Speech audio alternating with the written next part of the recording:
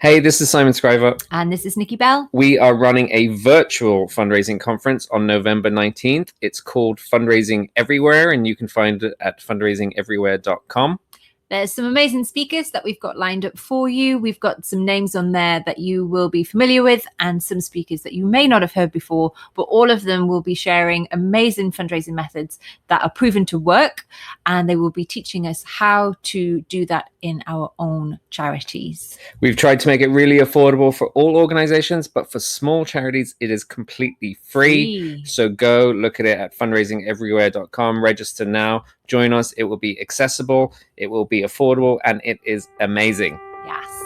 You're listening to Simon Scriver's Amazingly Ultimate Fundraising Superstar podcast, talking all things fundraising, charities, nonprofits, and more.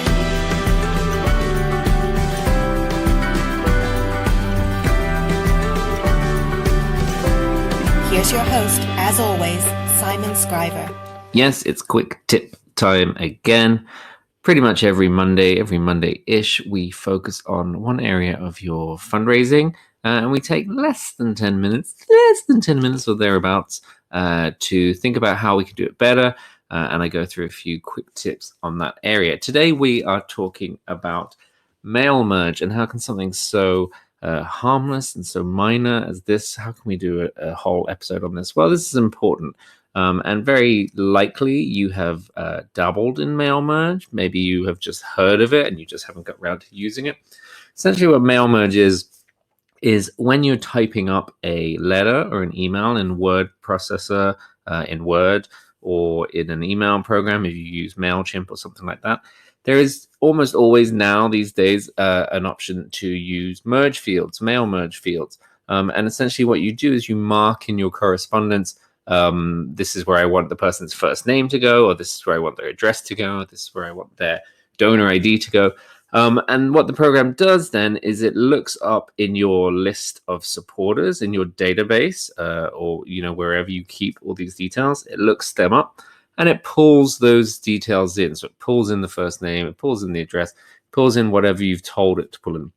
And what this allows you to do is send out pretty much the same letter or the same email to hundreds, dozens, thousands, tens of thousands of people, but to personalize it. And, think of like an air quote that I've just done there, which you can't see. We kind of personalize it. So we drop in a few of the personal details so it feels a bit more personal. So we're not writing to whom it may concern. We're not writing dear everyone, but we're writing dear Simon or dear James or dear whatever. And to the person on the other end, in theory, what happens is it feels like you're only writing to them. That's the theory. Now, what's happened over the last few decades as mail merge has become more and more common is it started to not feel personalized. We tend to use mail merge now because we can. We use it for the sake of it. It's there to do. It's very easy to do. But the receiver, the person on the other end, knows it's mail merge. They know you're sending this out to tens of thousands of people because it's really obvious in the way you've written, in the formatting of it, the layout of it. And so we've lost all the advantages of mail merge. The advantage of mail merge originally, and what it should be, is that you can write to so many people, and for them, it feels like you're only writing to them.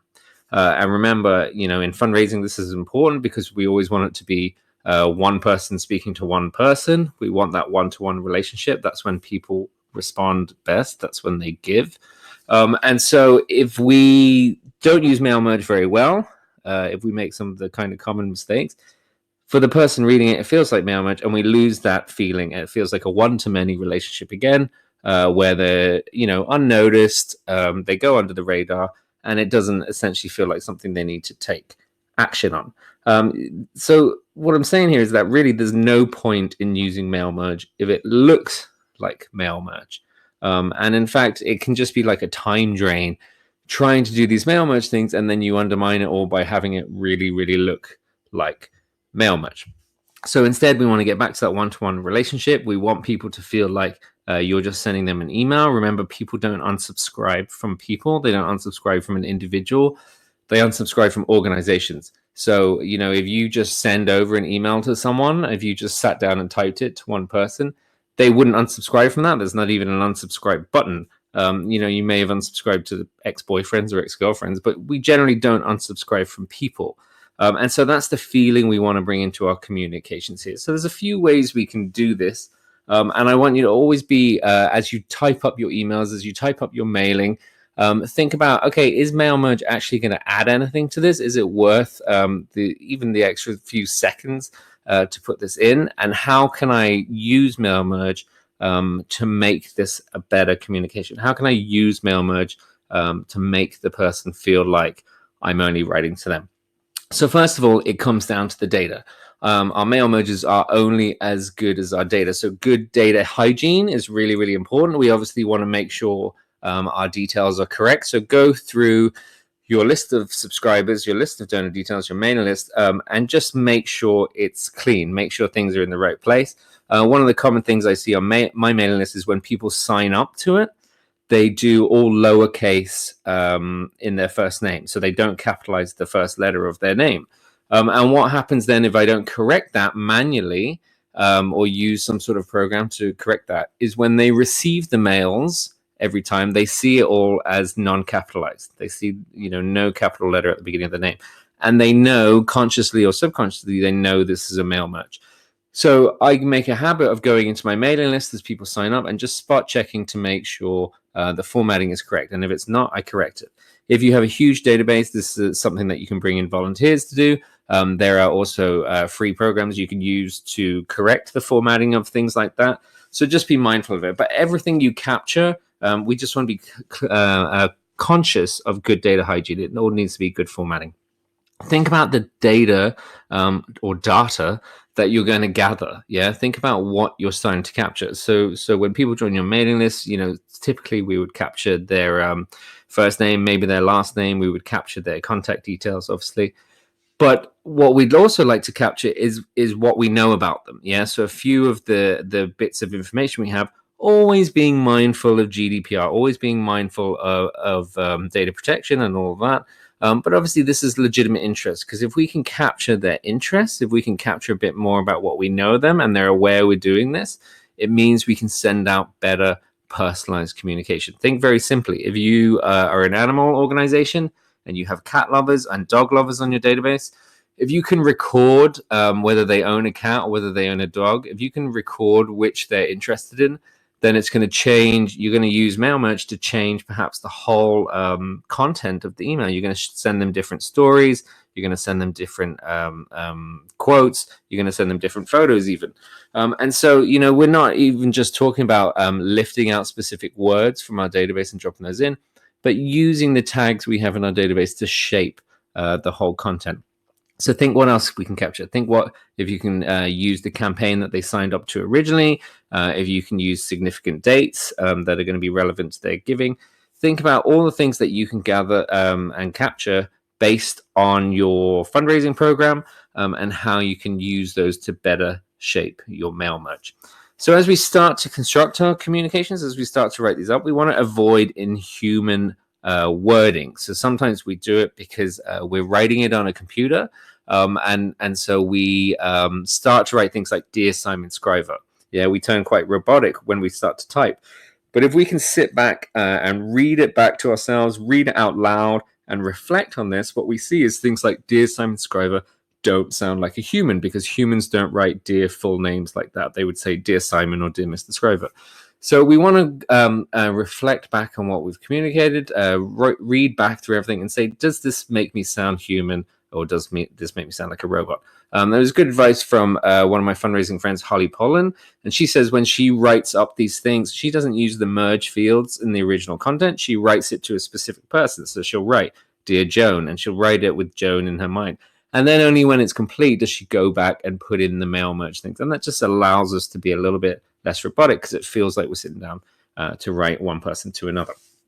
Also think about what elements you're putting into your communication that makes it sound like a robot. So if you're saying things like, if you're using mail merge to mark the donor number, so donor number 579213, things like that, if you put those in and you make them really obvious in your communications, what it does again is consciously or subconsciously, it shows the person that this is going to many people.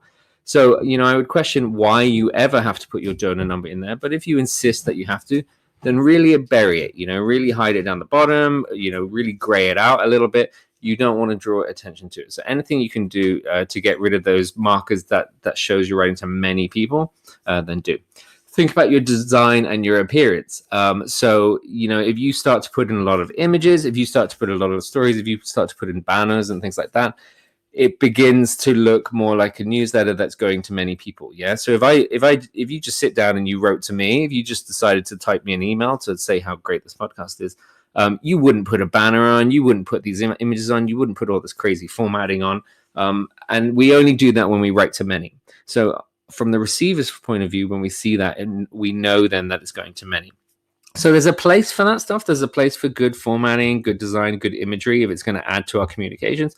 But actually, some of the best emails you can send are going to be plain text. Yeah. So you might still use merge fields, but you're not going to have any images. You're not going to have any formatting, any glorious fonts. It's just going to look exactly like one email written to one person, and you're going to see some of those are going to be the best response rates you get. So be mindful of the design and the extras that you put in, the bells and whistles, and are they actually adding something, or again, are they making it look like this communication that goes to many people? The way to totally avoid that is to just write one person to one person. So, even to handwrite letters to one person, or sit down and write individual emails to people. And if you're a small organization, you have the luxury of doing that. You might have the time to do that, or using volunteers to do that. And I would say if you can do that, because you're going to get the best response rates because it's one person writing to one person. Small organizations, sometimes we look up at these bigger organizations and we see they're using things like mail merge, and we think we aspire to it. That's what we have to do. That's what we want to do. But actually, you then get to the big organizations and they're working really hard and doing everything they can do to appear small. It's a weird conundrum. And so if you are small is beautiful. If you can write these personal things, then do it. If you can't, if you're a bigger organization, then really think about what percentage, what chunk of people you can do this to. Yeah, mass communication is fine, but it is a last resort. So think about perhaps your top 10 high value donor, top 10 major donors, carve out, percentage of the top and figure out how many can you actually write to. So if you decide, okay, I can actually handwrite 10 notes a week, then you're going to look at your 10 high value people that week. And those are the people that are going to get it, and everyone else is going to get this mail merge mass communication. But remember, this mass communication, it is a last resort. Yeah. And so if we can personalize it, if we can write individual stuff, then you're going to get better response rates. But overall, what I would say is just reflect, and this can be a hard thing to do as a fundraiser because you're so in it, but sit back and think about it from the receiver's point of view, from the supporter's point of view. When they read this, is this something that is just easy to ignore, easy to mark as spam, easy to put in the bin? Or does it feel like a human is going to notice if you read this, if you replied to this, if you took action? That's the feeling that we want to bring into it.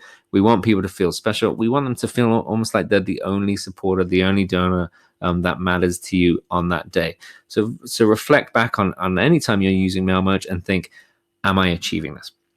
Right, that's it for this week, or for this quick tip. I have another amazing interview coming up this week. I have a couple guest podcast hosts coming up. Remember, check out the virtual conference we've launched, fundraisingeverywhere.com with Nikki Bell. You're about to hear an ad for that. And go over to changefundraising.com, see what I'm at, get in touch with me. If there's anything you want to hear on the podcast, let me know. If there's any questions you have, then let me know. If you just want to shout out, then let me know. Have a good day. Have a good week. Thank you for listening.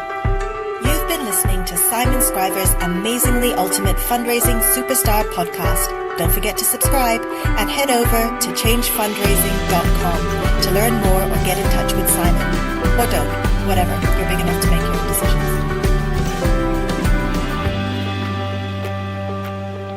Hey, this is Simon Scriver. And this is Nikki Bell. We are running a virtual fundraising conference on November 19th. It's called Fundraising Everywhere, and you can find it at fundraisingeverywhere.com.